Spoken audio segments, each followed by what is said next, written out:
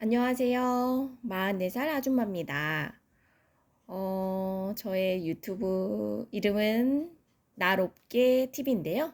왜냐하면 나답게 어, 인생을 살고 싶다는 마음에서 지어보았어요. 사실 나답게 TV를 하고 싶었는데 나답게라는 TV는 있더라고요. 그래서 나롭게 TV라고 지었고요. 오늘 나롭게 TV로 이름을 바꾸고 나서 처음 활동을 하게 되었어요. 요즘에 책에 굉장히 관심을 많이 갖게 되었는데 저희 딸을 키우다 보니까 책에 재미를 느끼게 되었습니다. 오늘은 10살의 책은담을 만나다 라는 책을 한번 골라봤어요. 이 책은 어린이 나무 생각이라는 출판사에서 출판을 했고요.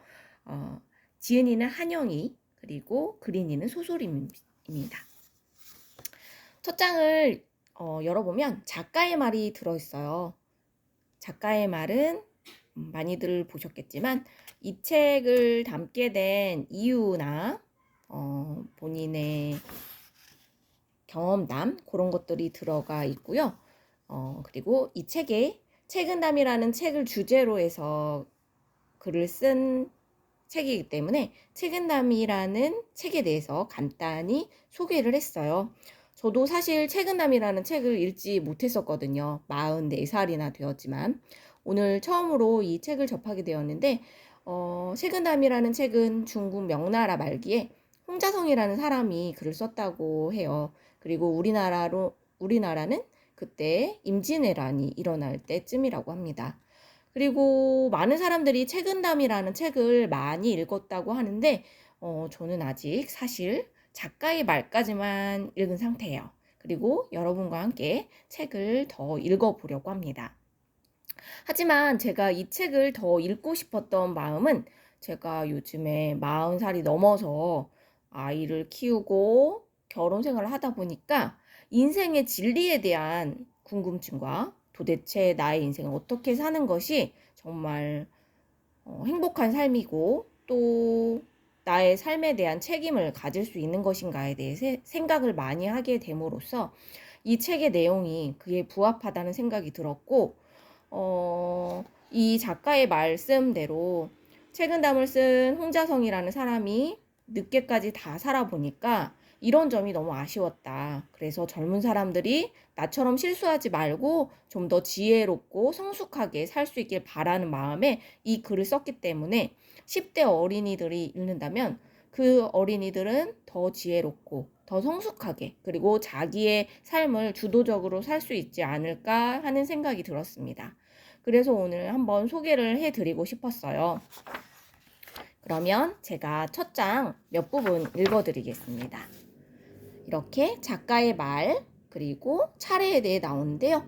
겨울, 봄, 여름, 가을, 그리고 다시 겨울.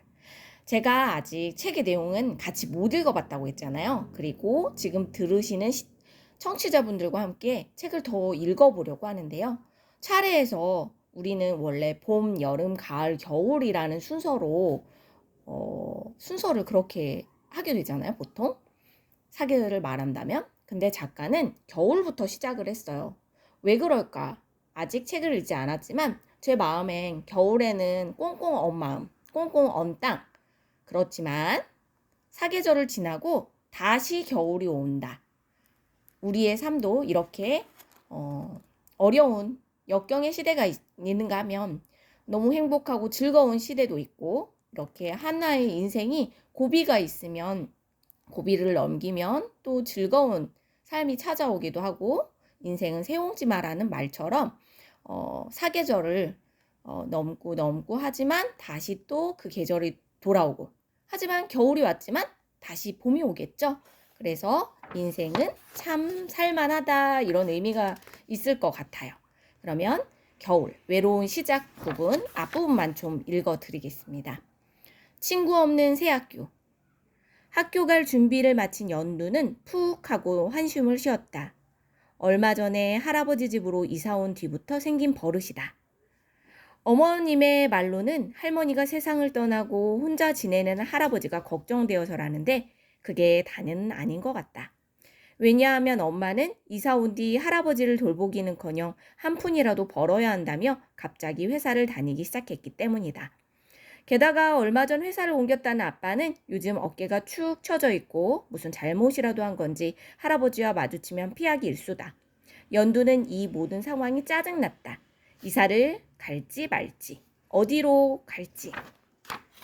아무도 자신에게 묻지 않은 것도 그렇고 엄마의 푸념처럼 서울의 넓은 아파트에 살다가 경기도 끝자락에 낡은 한옥집에 살게 된 것도 그렇다. 창호지문은 소음을 하나도 막아주지 않았고 3월이라도 외풍이 심해 집에서도 옷을 두껍게 껴입어야 했다. 창은 작아 답답하고 신발을 신고 가야 하는 화장실도 엄청 불편했다. 좁은 마당 한가운데에 있는 수도가는 너무 낡아 가까이 가고 싶지도 않았다. 그 중에서도 가장 짜증나는 건 갑자기 전화가 와서 아는 친구가 하나도 없다는 거였다.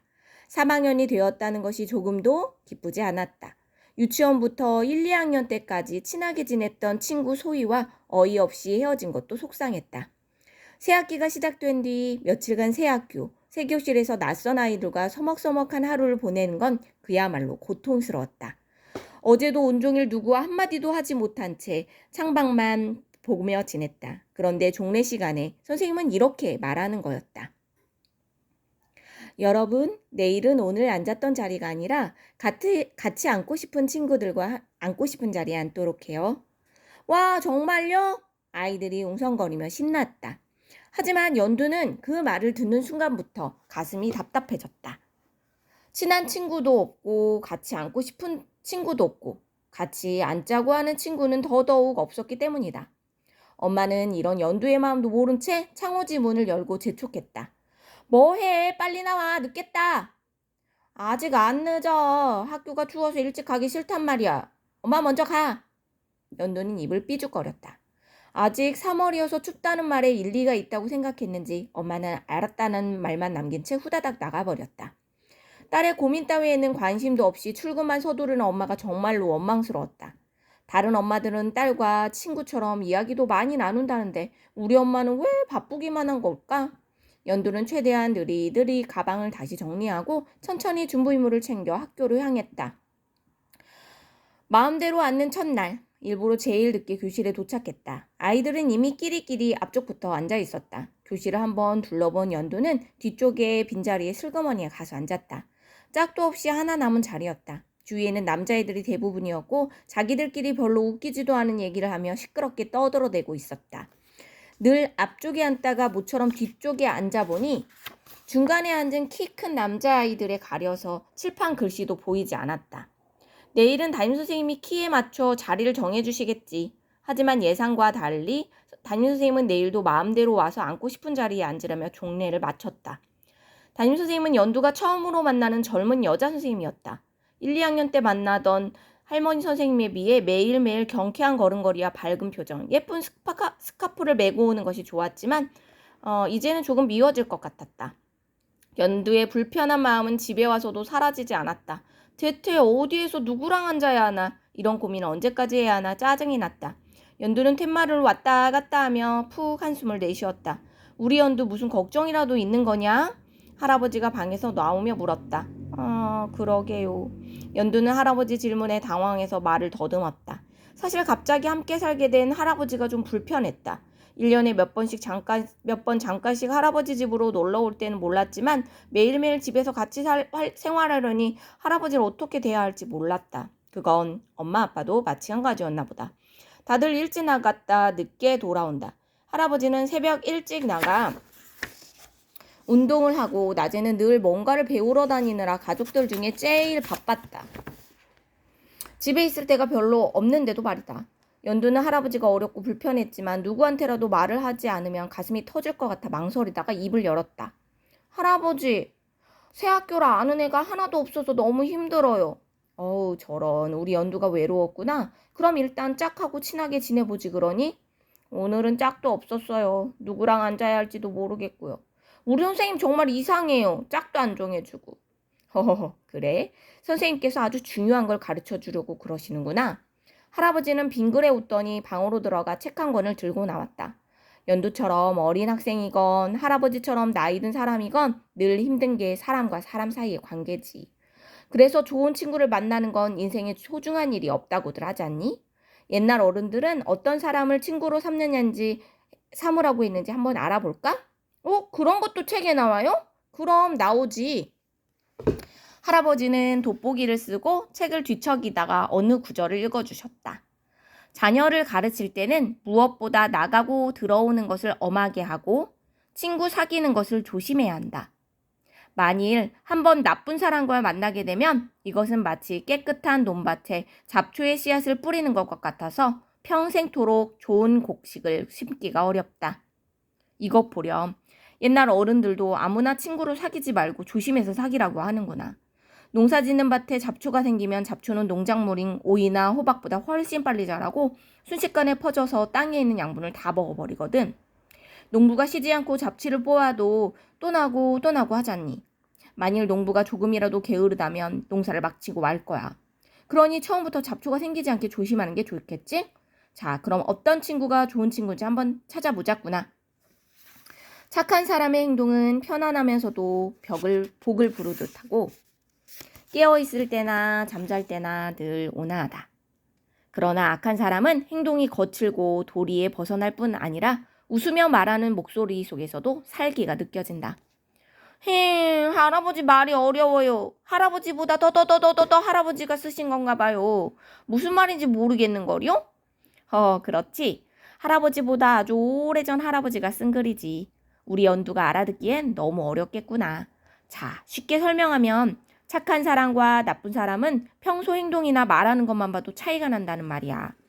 착한 사람은 행동이나 몸가짐이 다 편안하고 복받을 행동을 하고 깨어있을 때뿐 아니라 심지어 잠잘 때도 부드럽고 편안하다는 거지. 그렇지만 나쁜 사람은 행동도 거칠고 말도 거칠어서 웃으면서 말하는데도 다른 사람을 괴롭힐 때가 많다는 거야. 그러니까 나쁜 표정으로 못된 말을 하는 사람은 일단 나쁜 사람이라는 거죠? 물론 사람을 겉만 보고 판단해서는 안 되지만 평소 행동이 늘 그렇다면 그건 정말 나쁜 사람일 수 있다는 거지. 비슷한 얘기로 이런 글도 있단다. 마음이 너그러운 사람은 봄바람처럼 따뜻한 기운으로 만물을 살아나게 하지만 마음이 각박한 사람은 북풍 한설처럼 모든 것을 얼어붙어 죽게 만든다. 이 말은 알겠어요. 좋은 사람은 봄바람 같고 나쁜 사람은 북풍 한설 같다는 거죠? 그런데 북풍 한설이 뭐예요? 북풍 한설은 추운 겨울에 북쪽에서 불어오는 차고 매서운 바람이란다. 그러니 모든 걸 얼어붙게 하고 힘들게 만들겠지. 어떠냐, 연두야? 너희 반에 봄바람처럼 부드럽고 너그러운 친구가 있더냐? 그러고 보니 연두는 친구들이 낯설어 자신이 외롭다는 생각만 했을 뿐 어쩐 친구들이 있는지 제대로 살펴보지 못했다 생각이 들었죠.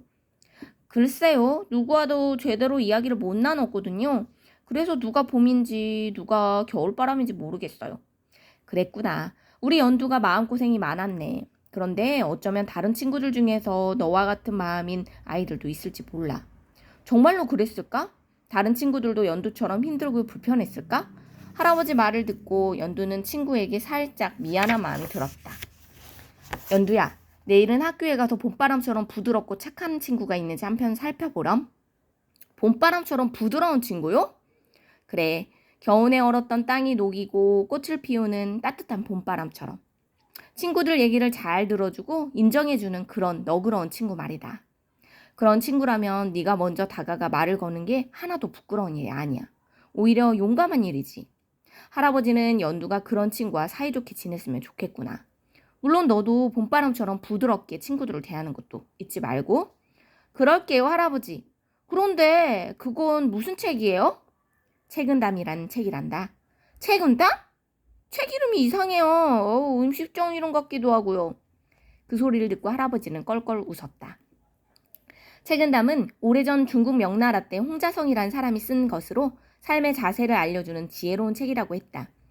책에는 좀 전에 할아버지가 읽어준 것처럼 짧으면서도 교훈적인 좋은 글이 많이 쓰여 있다고 한다. 할아버지는 앞으로 연두에게 자주 책은담을 읽어주기로 약속했다.